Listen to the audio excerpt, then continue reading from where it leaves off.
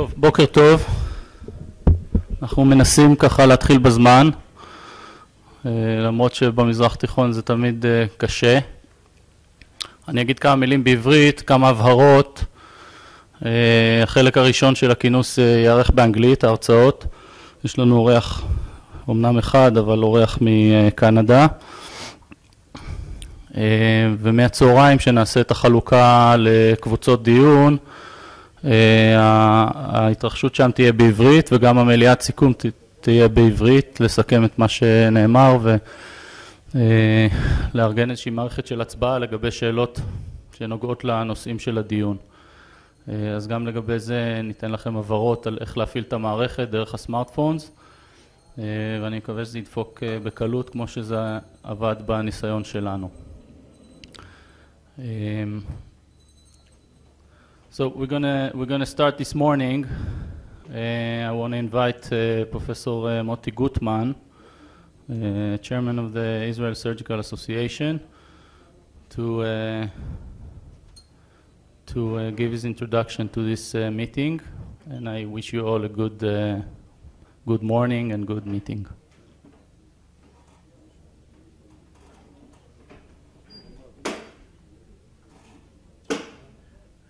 בוקר טוב. אני לא הולך לדבר על חוק ההסדרים וכמה השתתפות עצמית ישלם החולה שינותח מחר, ומי שרוצה לשאול אותי על זה בהפסקה מוזמן. אני יכול להגיד לו אני לא יודע, כי עם כל הבלגן שהולך להיות אין לי מושג מה יהיה. אני רוצה לדבר על משהו יותר עקרוני ואני אגיד את זה גם באנגלית. We are the Society of Surgery, Association of Surgery, about 700 members, plus about 300 residents. What we do, we know we do general surgery, we do trauma, we do emergency surgery, oncological. We are a basic profession. We are like internal medicine, maybe gynecology.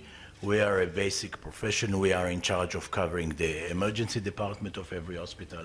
Every hospital in Israel, I believe, about 50% of the admission to the departments of surgery will come from the emergency department. We will be the ones to look at trauma, bleeding, obstruction, perforation, and all this. But we have many societies and forums within our association.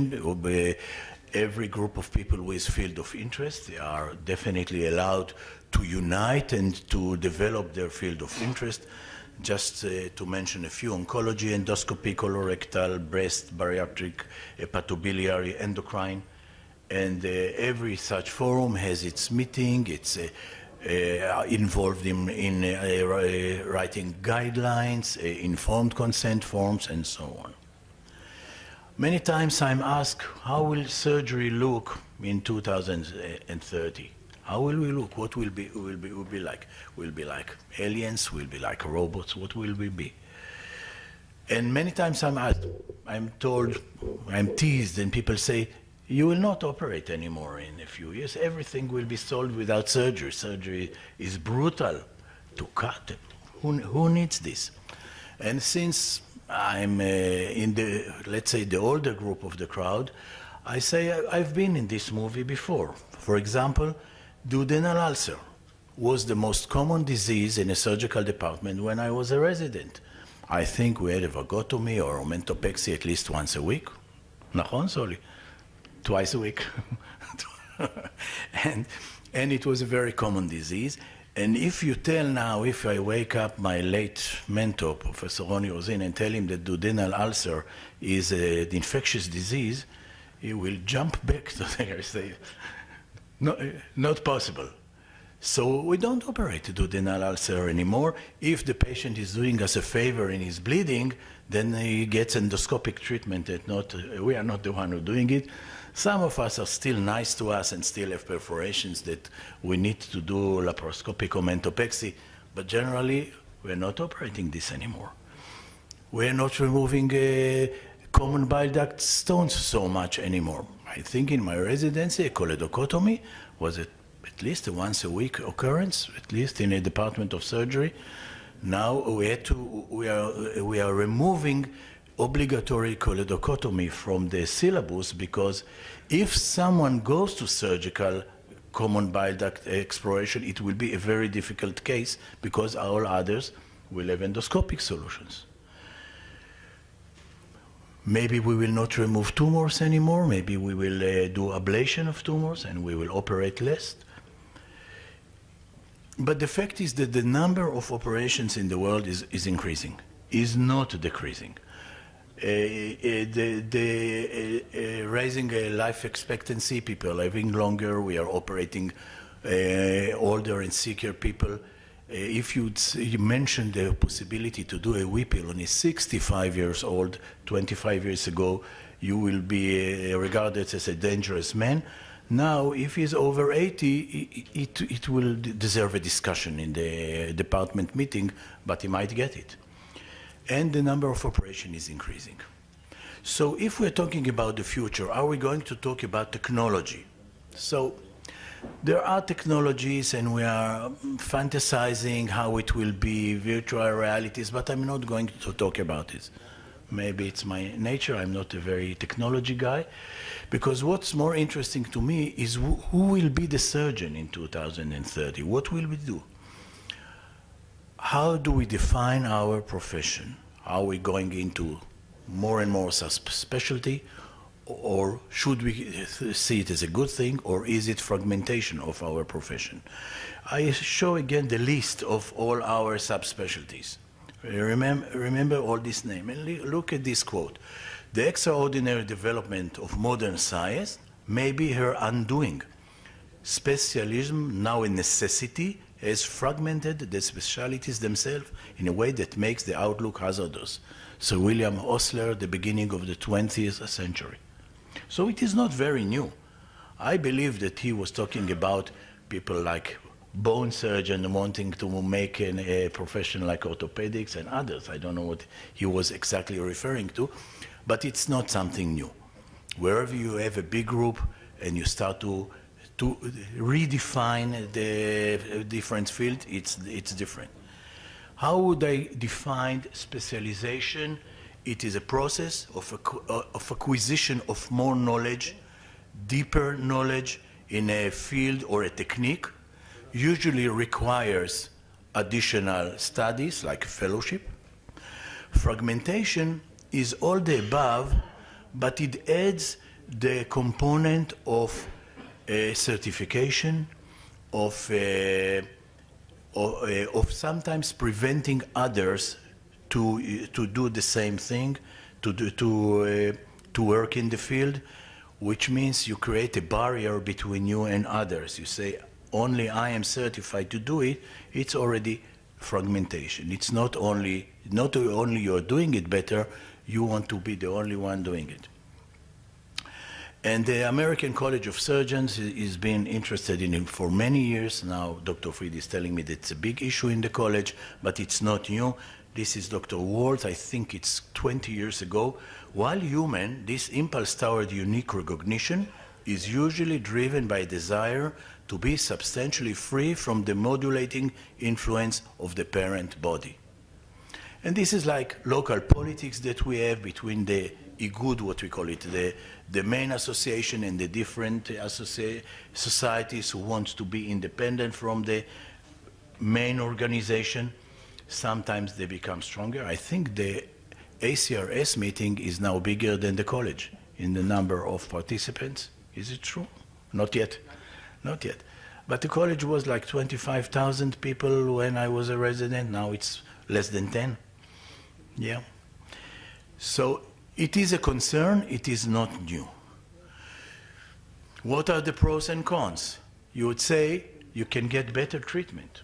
I may say so. Definitely, some operation will be done better by a person with more skill, more education. It brings you patient. It brings you equipment. It brings you more means. But it weakens the basic profession. And this is impairing our ability to educate the next generation. Because If hemorrhoidectomy is a big deal done by only one guy in the department who was in fellowship, it is not a resident operation anymore. Only the super-duper professional can do it. So this high-profile specialist impair our ability to teach the next generation, which is a problem. You see it in the list of operations, you see it in the syllabus. We are lowering the number all the time, so it is a problem. And if you empty the basic profession from its content, you get a problem. Are we also, I'm trying to translate, are we weakening the doctor in us and promoting the technician in us? Maybe. And one thing, while we're doing this, fragmentation invites other influences to our profession. Regulators, health insurances, they say, okay, you said yourself that only if you did this and this fellowship, you are allowed to do this operation. I'm the insurance company, I will pay only for you, not for him. So we invite outer influences. William Halstead is the one who devised our way of residency. The principles were knowledge of the basic science, research, graduate patient responsibility. First year you do this, second year you do more, fourth year you do even more. And final product is a general surgeon.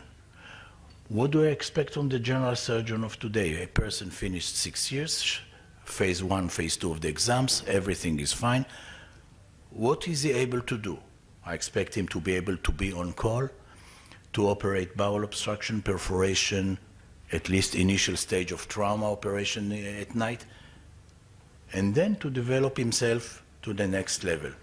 This is a paper that should raise concern. 2013, the Annals of Surgery, 91 program directors were asked in good places. What do you feel about the quality of the people who come for fellowship? They all just finished residency. The numbers, 21% felt the new fellows were unprepared to the operating room. It's a big number. 38 did not have the feeling of patient ownership. 30% could not independently perform a laparoscopic cholecystectomy. I'm talking about good places in the USA. 60% were deemed unable to operate for 30 minutes unsupervised. For example, this is a Whipple, you start. I join you in 30 minutes. They were not able to do it, 66%. Not talking about that the majority did not have a clue how to make a research project or write a paper. This raised a lot of concern. This is a title from the New York Times. And so, what will be the end? Are we becoming like our specialty? I don't want to think how the colorectal surgeons will look like. So I will be gentle here. Or we still want to make a basic professional with basic tools who can do a lot of things? I'm not sure that I have the answers. I have some suggestions. First, we need to strengthen our academic public system, because this is where the next generation will come from. Second, strengthen the Department of General Surgery, and try to fight creating departments of the different subspecialties. Every young surgeon should continue to be attending, should continue to do on-calls in general surgery. Everyone should join the staff meeting, the M&Ms, and teaching for students. We will, on the other hand, encourage acquisition of knowledge. We'll give the professionals, so-called, the ability to excel in their field, and we will encourage basic and clinical research. Am I a Don Quixote riding in a futile drive? I'm not sure. I think we should more be like a team. Everybody knows what he's doing, but the car should move on. Thank you very much.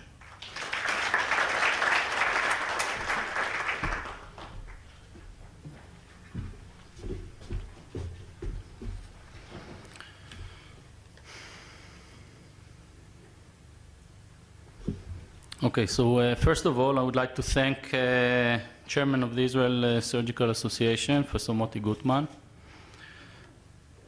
and members of the board, of course, for the trust and for the mission I was assigned to, becoming a chair of this important meeting.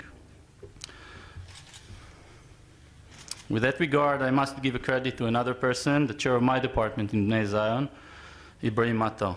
Being one of the founders of laparoscopic surgery in Israel, he understood very early in his career that our profession is not only about doing the right thing to the right patient, but has a lot to do with educating the next generation and thinking about the future, thinking ahead. When Ibrahim got the call from Moti, he decided to pass the torch towards me. As always, his ego was never a part of his decision-making. So let me tell you a little bit about myself. Born and raised in Haifa, it was natural for me to come back up north after finishing medical school in Beersheba. It took me a while, though, to find the optimal place for my training. And it was in the middle of my residency when I met Dr. Matar, and was captured by simplicity, innovation, and proficiency. We've been working together in the last 14 years, and I've not yet had enough. After 2 years as an attending in Bnei Zion, I had the luck of becoming a fellow at McGill University in Montreal. There I found true academic surgeons. First, my mentor for the research project and during the fellowship, Jan Feldman. Now she's serving as the Chief of General Surgery at McGill. And Jerry Fried, whom I will introduce shortly. Then he was the head of the Steinberg-Bernstein Center for Minimal Invasive Surgery and Innovation. Apart from operating with them and 12 other great surgeons, I took part in some very important research projects. The main one was investigating whether there is a true transfer of laparoscopic skills from a simple box trainer, the FLS box, to the operating room. We were actually amazed to realize that only 7.5 hours of proper training pushed the residents up the learning curve of laparoscopic cholecystectomy 2 years ahead. It really worked. No wonder FLS has become mandatory for American boards just half a year after our publication. The work in Montreal really inspired me, and ever since my return I was trying to push FLS as part of the residency curriculum in Israel, but there is a lot to do more besides FLS. The surgical world is dealing nowadays with similar questions all over the world. What is the direction we are heading to? How can we prepare our trainees in an optimal way? Is there still such a thing as general surgeon? Israel is a small country, but Israeli surgeons think big. We need to ask ourselves, what can we do better and how to adjust the curriculum of the residency to the changing environment? Technology enables us to do things we could have only imagined a decade ago. But do we always put patient care at our top priority? This meeting is all about the future. You're here not only to listen, but also to say what's in your mind, ask questions, and make an impact on how the Israeli Surgical Association will lead the necessary changes in the near future. I want to thank all of you for attending, and I wish all of us a great meeting. Thank you.